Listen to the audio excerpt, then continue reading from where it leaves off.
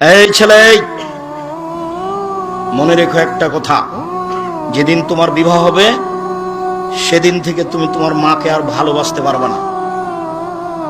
যেদিন বউ বাড়িতে আসবে সেদিনই তোমার মাকে আর তুমি ভালোবাসতে পারবে না। পরিস্থিতি তোমার উল্টে যাবে। দিন যত যাবে পরিবেশ তত জটিল হবে। এক সময়ে মনে হবে এই মাটির উপরে সবচেয়ে বড় শত্রু আমার মা। আর তোমার মা যা বলে সবই উল্টা কথা বলে, উল্টা বলে, এই কথাও ঠিক। আরে টাকা দিয়েছো তুমি ফল খেতে, টাকাটি তোমার মা তোমার বড় বোনকে দিয়ে পাঠিয়ে দিয়েছে।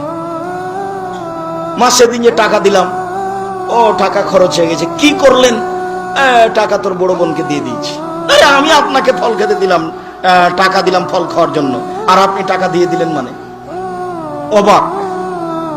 আপনার ছেলে আর আপনার বড় ভাইয়ের বড় বোনের ছেলে এক জায়গাতে খেতে বসেছে, তো আপনার মা বড় মাছের টুকরা আপনার বোনের ছেলের পাতায় তুলে দিয়েছে। এইটা আপনার বউ দেখেছে এবার রাতে।